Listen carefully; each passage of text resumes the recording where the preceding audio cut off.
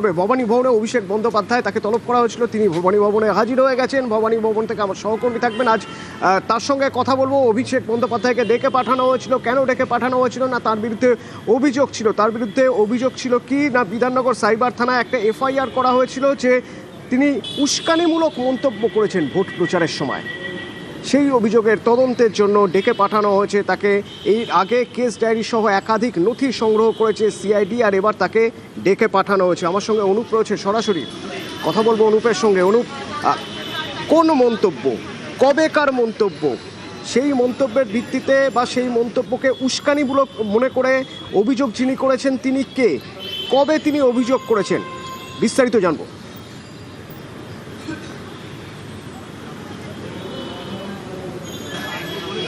তিনি কিন্তু অভিযোগ দায়ের করেছিলেন বিধাননগর সাইবার ক্রাইম থানায়। যে অভিযোগ করেছিলেন যে ভোটের আগে তিনি কিন্তু যে মন্তব্য করেছিলেন, ভগবানপুর যে জনসভায় প্রথম তিনি মন্তব্য করেন, তার পরবর্তীতে মগরাহাট, আরামবাগ প্রতিটি জনসভায় তিনি মন্তব্য করেছিলেন যে 7 তারিখে ভোটের ফলাফলের পরবর্তী ক্ষেত্রে রবীন্দ্রসঙ্গীতের মাঝে ডিজে বাজানো হবে, যা উস্কানিমূলক মন্তব্য বলে এমনটা মনে করা হচ্ছে। বিরোধীদের উদ্দেশ্যে মারধর এবং খুনের রাজনীতি করার জন্যই কিন্তু এই মন্তব্য তিনি করেছিলেন।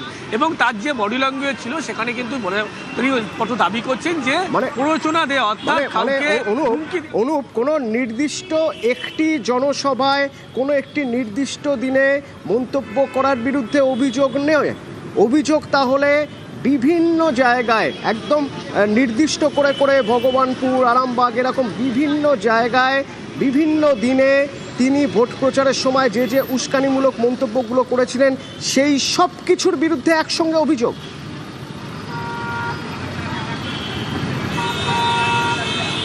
প্রথম 12 তারিখে একটি অভিযোগ দায়ের করেছিলেন, পরবর্তী ক্ষেত্রে বলা হচ্ছে 12 তারিখে প্রথম একটি জনসভায় তিনি মন্তব্য করেছিলেন যে উস্কানিমূলক মন্তব্য মনে করা হচ্ছে। তার পরবর্তীতে 16 তারিখে মন্তব্য করেছিলেন ভগবানপুর এলাকায়, এখানেও তার বিরুদ্ধে অভিযোগ ছিল যে উস্কানি তিনি দিয়েছেন। তার পরবর্তীতে মগরাহাট, আরামবাগ এই বিভিন্ন জায়গায় কিন্তু এই অভিযোগ, যেমন বারবার তিনি উস্কানিমূলক মন্তব্য দিয়েছিলেন, সেই পরিপ্রেক্ষিতেই কিন্তু বলা হচ্ছে তিনি যে রাজনীতি করতে গিয়েছেন সেখানে কোথাও একটা ভয় দেখানো, হুমকি দেওয়া বা খুনের রাজনীতির কথা বলতে চলেছেন। তার কারণ তাদের আত্মবিশ্বাস ছিল 4 তারিখে তৃণমূল আবার সরকারে ফিরবে, ক্ষমতায় ফিরবে এবং বিরোধীদেরকে কিন্তু সেভাবে তারা মারধর থেকে শুরু করে খুনের রাজনীতি করবেন। এই বডি ল্যাঙ্গুয়েজ ছিল বলে বাগুইআটির এই বাসিন্দা এমনটা তিনি অভিযোগ করেছেন।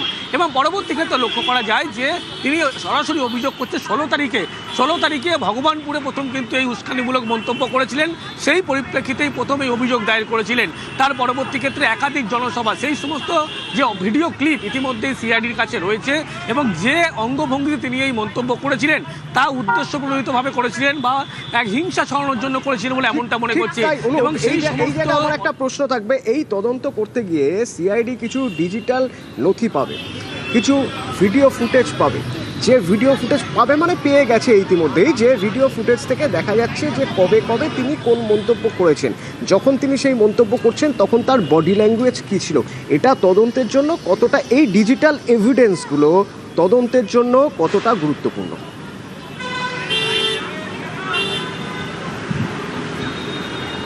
দেখো, আজকে যে অভিষেক বন্দ্যোপাধ্যায়কে জিজ্ঞাসাবাদ, সেক্ষেত্রে কিন্তু এই ডিজিটাল এভিডেন্স অর্থাৎ যে ভিডিও ক্লিপগুলো সেগুলোই কিন্তু মূল গুরুত্বপূর্ণ বিষয়। একাধিক জনসভায়, তার যে রাজনৈতিক জনসভা ছিল ভোটের আগে, সেই জনসভায় বিভিন্ন রকমভাবে উস্কানিমূলক মন্তব্য, রবীন্দ্রসঙ্গীতের মাঝে কিন্তু ডিজে বাজানো হবে, যা বিরুদ্ধে উদ্দেশ্য করে তিনি বলছেন। শুধু তাই নয়, যে অভিযোগ তিনি তার বিরুদ্ধে করা হচ্ছে, রাজীব সরকার যে অভিযোগ করছে, তিনি দাবি করছেন যে তারা মনে করেছিল তৃণমূল সরকার আবার ক্ষমতায় আসবে, 4 তারিখের পরে সন্ধ্যা হওয়ার দরকার নেই, তার আগে 1টার মধ্যে ফল প্রকাশ্যে আসবে এবং ডিজে বাজানো হবে রবীন্দ্রসঙ্গীতের মাঝে। এরকমই একাধিক যে মন্তব্য, যা অডিও ক্লিপ বা ভিডিও ক্লিপ, ইতিমধ্যে ডিজিটাল এভিডেন্স সেগুলো সিআইডি হাতিয়ার করেছে। এবং আজকে যে জিজ্ঞাসাবাদ প্রক্রিয়া, সেগুলো এই ভিডিও ক্লিপ দেখিয়েই অভিষেক বন্দ্যোপাধ্যায়কে জিজ্ঞাসাবাদ করবে। কারণ তার যে বডি ল্যাঙ্গুয়েজ ছিল, যে অঙ্গভঙ্গি তিনি বলেছিলেন, কোথাও গিয়ে মনে করা হচ্ছে তিনি কিন্তু হুমকি বা ভয়ের রাজনীতি সেগুলো করানোর জন্যই কিন্তু এমনটা মন্তব্য করেছিলেন। এবং সেই কারণে অভিষেক বন্দ্যোপাধ্যায়কে তলব করা হয়েছে। অভিষেক বন্দ্যোপাধ্যায় দেখা গেল ঠিক 11টা 56 নাগাদ তিনি ভবানী ভবনে এসে পৌঁছলেন। এর পরবর্তী ক্ষেত্রে হেঁটে ভবানী ভবনের ভিতরে তিনি প্রবেশ করলেন এবং কিছুক্ষণের মধ্যেই তাকে জিজ্ঞাসাবাদ প্রক্রিয়া শুরু করা হবে। তার কারণ যারা এই মামলায় তদন্তভার নিয়েছিল, সিআইডির পক্ষে তদন্তকারী আইও, তারা উপস্থিত রয়েছে। তার কারণ অভিষেক বন্দ্যোপাধ্যায় যে মন্তব্য করেছিল তা কিন্তু বলা হচ্ছে উস্কানিমূলক মন্তব্য, ভয় এবং হুমকির রাজনীতির মন্তব্য তিনি করেছিলেন। ভগবানপুর এলাকায় প্রথম যে মন্তব্য করেছিলেন সেই মন্তব্যের পরিপ্রেক্ষিতে রাজীব সরকার অভিযোগ করেছিলেন। এছাড়া একাধিক ভিডিও ক্লিপ তিনি পুলিশকেও দিয়েছিলেন। শুধুমাত্র এই মামলা নয়, একাধিক ক্ষেত্রে দেখা যাচ্ছে একাধিক জনসভা, কখনো মগরাহাট, আরামবাগ, বিভিন্ন জায়গায় রাজনৈতিক মঞ্চে তিনি কিন্তু হুমকি দিয়েছেন, উস্কানিমূলক মন্তব্য করেছেন বলে অভিযোগ করা হচ্ছে। আরও একটি অভিযোগ তিনি করছেন যে একটি নামের তালিকা তৈরি করা হয়েছিল মহিলাদের, যাদের পরবর্তী ক্ষেত্রে ভোটের পরবর্তী ক্ষেত্রে 4 তারিখের পরে ধর্ষণ করা হবে, এই নামের তালিকা করেছিল। আর এখানে নাম বলা হচ্ছে অভিষেক বন্দ্যোপাধ্যায় যেমন জানতেন গোটা বিষয়টি। মানে এই অভিযোগও কি ওই বিধাননগর থানায় করা হয়েছিল, সাইবার থানায় করা হয়েছিল যে একটি নামের তালিকা তৈরি করা হয়েছে মহিলাদের, এবং এই নামের তালিকা তৈরি করেছেন অভিষেক বন্দ্যোপাধ্যায়। অভিযোগ এইরকম ছিল যে এই নামের তালিকা মহিলাদের, তাদের বিরুদ্ধে পদক্ষেপ করা হবে, কি করা হবে, কি রয়েছে এই অভিযোগে?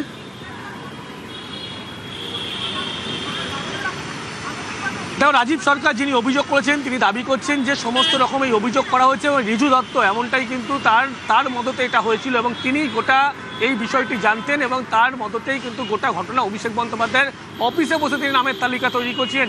এই রিজু দত্তের বিরুদ্ধেই তিনি কিন্তু অভিযোগ করছেন এবং যে কারণে রাজীব সরকার আজকে ভবানী ভবনে তিনি এসছেন, যে সিআইডির যিনি আধিকারিক তদন্তকারী তার সঙ্গে কথা বলবেন এবং এই সমস্ত একাধিক তথ্য তার হাতে দেবেন। এবং এই যে গোটা মন্তব্য বা যে সমস্ত ঘটনা ঘটেছিল বা এই নামের তালিকার কথা বলা হচ্ছে, 4 তারিখের পরে মহিলাদের নামের তালিকা করা হয়েছিল, এক্ষেত্রে অভিষেক বন্দ্যোপাধ্যায়ের অফিসে করা হয়েছিল বলে এমনটা বলা হচ্ছে। এবং এই ঘটনা রিজু দত্ত তাকে গ্রেপ্তারের দাবি জানাচ্ছে এবং গ্রেপ্তার করে তাকে যদি সিআইডি জিজ্ঞাসাবাদ করে গোটা ঘটনা কিন্তু আরও পরিষ্কার হবে, তিনি এমনটাও জানাচ্ছে। সেই কারণেই তিনি আজকে ভবানী ভবনে এসেছেন এবং ইতিমধ্যেই ভবানী ভবনের ভিতরে প্রবেশ করেছেন এবং ভবানী ভবনের আধিকারিক তাদের সাথে কথা বলবেন। কিন্তু অভিষেক বন্দ্যোপাধ্যায়ের বিরুদ্ধে তিনি যে মূল অভিযোগটা করেছেন সেক্ষেত্রে তিনি বলছেন যে উস্কানিমূলক মন্তব্য সঙ্গে থাকো।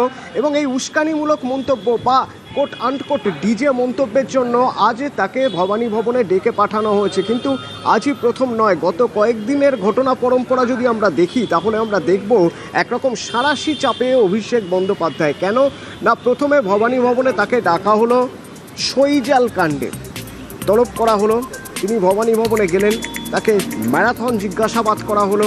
ঠিক তার পরের দিন তাকে ডেকে পাঠানো হলো। কেন না, তাকে ডেকে পাঠানো হলো চাকরি দুর্নীতি মামলার তদন্তের জন্য। ডেকে পাঠালো কারা না, এনফোর্সমেন্ট ডিরেক্টরেট। সেখানেও টানা জিজ্ঞাসাবাদ, ম্যারাথন জিজ্ঞাসাবাদ, রাতে 10টার পরে তারপরে তিনি সেখান থেকে বেরোলেন। তার ঠিক পরের দিনই দেখা গেল আবার তাকে তলব করা হলো। মানে আজ তাকে ডেকে পাঠানো হয়েছে। কেন না, তাকে ডেকে পাঠানো হয়েছে ভবানী ভবনে, তার বিরুদ্ধে উস্কানিমূলক মন্তব্যের অভিযোগ রয়েছে, সেই তদন্ত করতে সিআইডি তাকে ডেকে পাঠালো। সিআইডি ইডির একরকম সাঁড়াশি চাপ। এই সাঁড়াশি চাপে পরপর 3 দিন তাকে টানা জিজ্ঞাসাবাদ, আজকে 3য় দিন। আজ তার কাছে জানতে চাওয়া হবে সেদিনের এই মন্তব্যগুলোর কি ব্যাখ্যা তিনি দেবেন।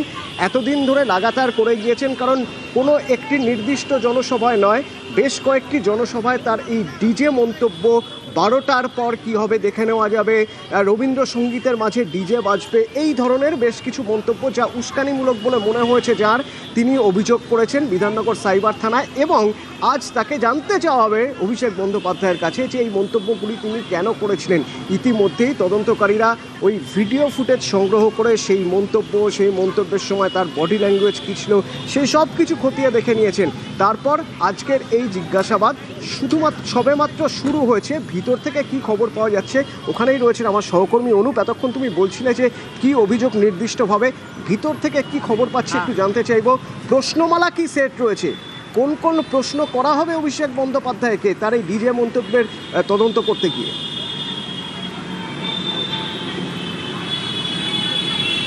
দেখো, কিছুক্ষণের মধ্যেই অভিষেক বন্দ্যোপাধ্যায় তাকে জিজ্ঞাসাবাদ প্রক্রিয়া শুরু করা হবে তদন্তকারী আধিকারিকদের পক্ষ থেকে। ইতিমধ্যেই অভিষেক বন্দ্যোপাধ্যায় তিনি ভবানী ভবনে প্রবেশ করেছেন, সই করার পরবর্তী ক্ষেত্রে তদন্তকারী সংস্থার যে আয়ো রুম সেখানে তিনি গিয়েছেন এবং কিছুক্ষণের মধ্যেই তদন্তকারী সংস্থা সিআইডি তারা কিন্তু এই জিজ্ঞাসাবাদ প্রক্রিয়া শুরু করা হবে।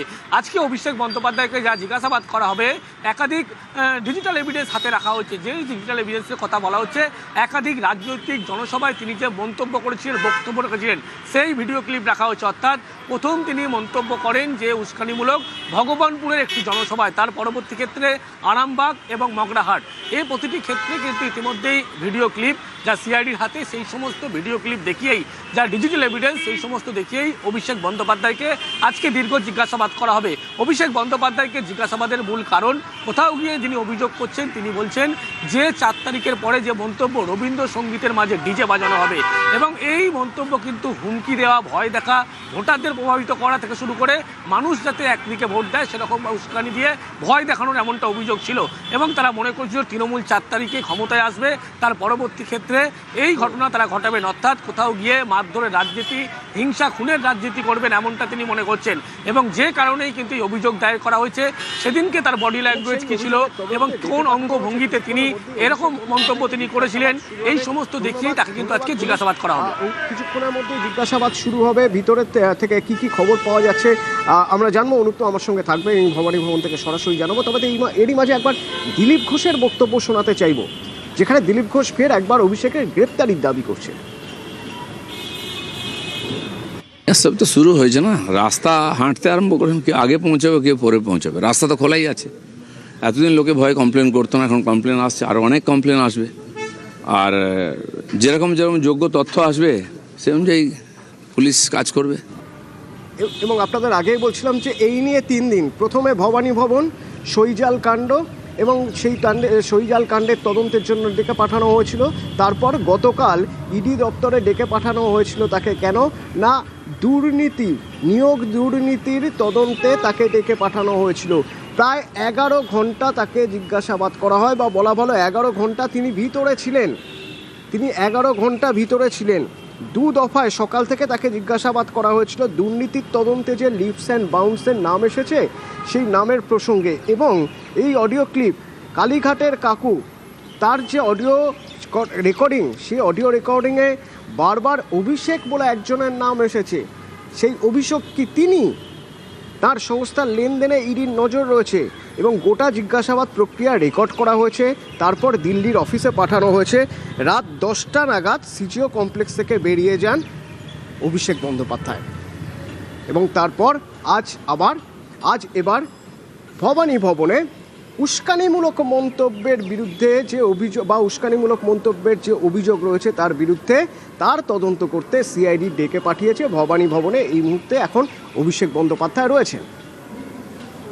যখন যেখানে আমাকে যা প্রশ্ন করেছে আমি তার উত্তর দিয়েছি এবং আগামী দিনেও তারা যদি আমাকে ডাকে, আমার যদি কোনো পূর্ব নির্ধারিত কর্মসূচি না থাকে, আমি নিশ্চিতভাবে যাব। উত্তরবঙ্গে নজর রাখবো, কারণ আজ মুখ্যমন্ত্রী শুভেন্দু অধিকারীর পাহাড়ে জোড়া কর্মসূচি, মানে মুখ্যমন্ত্রী হওয়ার পরেই প্রথম পাহাড়ে তার কর্মসূচি কার্শিয়াং। কিন্তু সেই কার্শিয়াংয়ে তিনি যাচ্ছেন সড়ক পথে। কেন? বিশ্বজিৎ আছেন আমার সঙ্গে। বিশ্বজিৎ, কার্শিয়াংয়ে খারাপ আবহাওয়ার জন্য মুখ্যমন্ত্রী কিন্তু ইতিমধ্যে সড়ক পথে রওনা হলেন। কিছু সময়ের মধ্যেই তিনি এখান থেকে রওনা হয়ে একেবারে তিনি কিন্তু পৌঁছে যাবেন কার্শিয়াংয়ে এবং কার্শিয়াংয়ে যে গোসল স্কুলের মাঠ, সেখানে কিন্তু জনকল্যাণ যে শিবির, সেই শিবিরের 2য় দিন। আর সেই শিবিরে কিন্তু তিনি উপস্থিত থাকবেন। মূলত কি ধরনের জনপরিষেবামূলক কাজ হচ্ছে সেই বিষয় তিনি দেখবেন।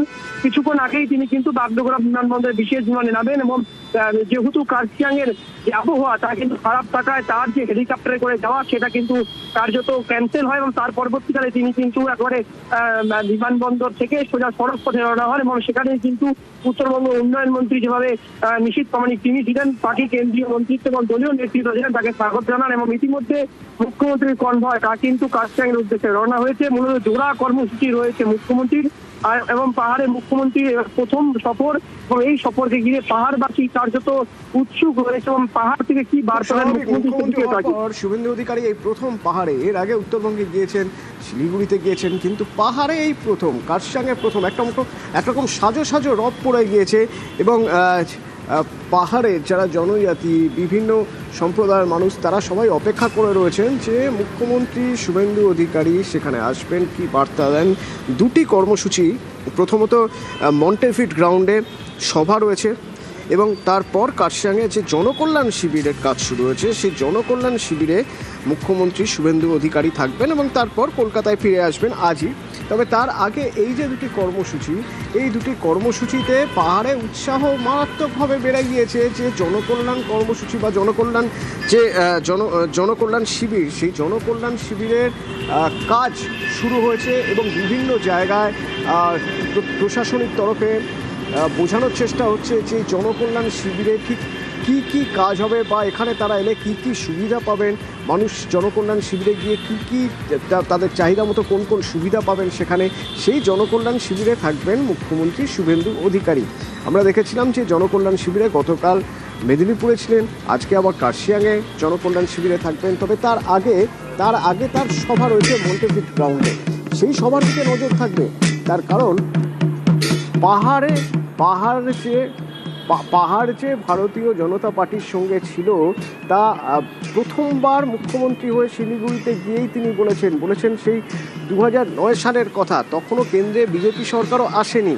তো সেই পাহাড়ের উন্নয়ন তার লক্ষ্য, তিনি বলেছিলেন আগেই। আজ কি ঘোষণা করেন, আজ কি বলেন, সেদিকে নজর থাকবে। পার্থপ্রতিম রয়েছেন আমার সঙ্গে। পার্থপ্রতিম, সেদিক থেকে দেখতে গেলে আজকের এই সভা এবং জনকল্যাণ শিবিরে মুখ্যমন্ত্রী শুভেন্দু অধিকারী যোগ দেওয়া ভীষণভাবে তাৎপর্যপূর্ণ। এর আগেও তো তিনি বলেছেন যে পাহাড় উজাড় করে দিয়েছে ভারতীয় জনতা পার্টিকে, এবার ফিরিয়ে দেওয়ার পালা। তো কি প্রজেক্ট, আজ কি হতে পারে, কি বলতে পারেন এখান থেকে মুখ্যমন্ত্রী শুভেন্দু অধিকারী? একেবারে দেখো, আজ মুখ্যমন্ত্রী শুভেন্দু অধিকারীর প্রথম পাহাড় সফর এবং তাকে ঘিরে কিন্তু যথেষ্ট আশাবাদী রয়েছে পাহাড়ের বাসিন্দারা। শুধু পাহাড় কেন, পাহাড়, তরাই, ডোয়ার, সর্বত্র বাসিন্দারা তারা কিন্তু অপেক্ষায় রয়েছেন কি ঘোষণা করবেন। কারণ আমরা জানি যে একদিকে যেমন পাহাড়ের বেশ কিছু সমস্যা রয়েছে, তার মধ্যে অন্যতম হলো পাহাড় এবং তরাইয়ের একাধিক আবার বন্ধ সেবা এসে যাতে দ্রুত সমস্যার সমাধান হয়। 2 নম্বর, পাহাড়ের স্থায়ী রাজনৈতিক সমাধান, এই দাবিটা কিন্তু বহু পুরনো। কিন্তু যেহেতু রাজ্যে এক সরকার, কেন্দ্রে এক সরকার ছিল এবং এই পাহাড়ে এক সরকার, স্বাভাবিকভাবেই কোনোভাবেই ত্রিপাক্ষিক বৈঠক কিন্তু গত কয়েক বছরে হয়নি। আর তাই পাহাড়ের দাবি কিন্তু যে তিমিরে ছিল সেই তিমিরে রয়েছে। এবার ডবল ইঞ্জিন সরকার হয়েছে, এখানকার বাসিন্দারা তারা আশাবাদী এবার পাহাড় নিয়ে সরব হবে, রাজনৈতিক কেন্দ্র একযোগে এবং লোকাল বডি তারা একযোগে ত্রিপাক্ষিক বৈঠকে সমাধান করবে। পাশাপাশি 11টি জনজাতি পাহাড়ে, তাদের তপশিলি উপজাতির স্বীকৃতি, বহু পুরোনো দাবি এটা। 2014 সালে বিভিন্ন সময় ভোটের আগে দাবিগুলো উঠে এসছে, আজ পর্যন্ত তা মেটেনি। এবার কি তাহলে সেই দাবিগুলো মিটবে, এই আশায় কিন্তু বুক বেঁধে রয়েছে পাহাড়, আশায় বুক বেঁধে রয়েছে তরাই ডুয়ার্সের বাসিন্দারাও। আজ মুখ্যমন্ত্রী কিছুক্ষণের মধ্যে এর আগে পাহাড়ের সমস্যা যাতে পাহাড়েই মেটানো সম্ভব হয়, প্রশাসনিক স্তরে যাতে কোনো সমস্যা না হয়, যাতে পাহাড়ের উন্নয়ন হয়, তার জন্য জিটিএ করা হচ্ছিল এবং সেই জিটিএর ক্ষেত্রেও নানা অভিযোগ উঠেছে। পাহাড়ের সমস্যার, প্রশাসনিক সমস্যা স্থায়ী সমাধানের জন্য যাতে পাহাড়ের মানুষ যারা রয়েছেন তারাই নিজেরা সমস্যার সমাধান করতে পারেন এবং কেন্দ্র রাজ্য তাদের সঙ্গে পূর্ণ সহযোগিতা করবে, এরকম কোনো একটা জায়গা কি আছে, এরকম কোনো একটা গাইডলাইন, একটা রূপরেখা কি আজ শুভেন্দু অধিকারীর বক্তব্য থেকে উঠে আসবে বলে মনে হয়?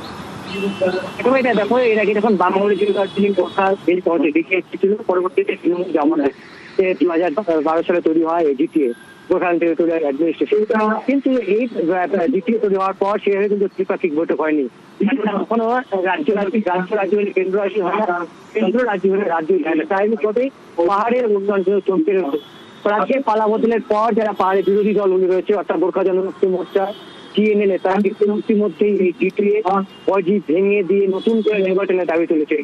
সম্প্রতি আমরা দেখেছি দার্জিলিংয়ের সাংসদ রাজু গুপ্তা, তিনি জিটিএর কর্তাদের নিয়ে বৈঠক করছেন, যদিও জিটিএর যারা নির্বাচিত তাদেরকে সেই বৈঠকে তারা ছিলেন না, যারা সরকারি প্রতিনিধি রয়েছে তাদের নিয়ে বৈঠক করেন। এই নিয়ে শুভেন্দু অধিকারী তার কাছেও একাধিক অভিযোগ আছে জিটিএ নিয়ে এখানে জমতে জিটিএ অভিযোগ বুঝলেন।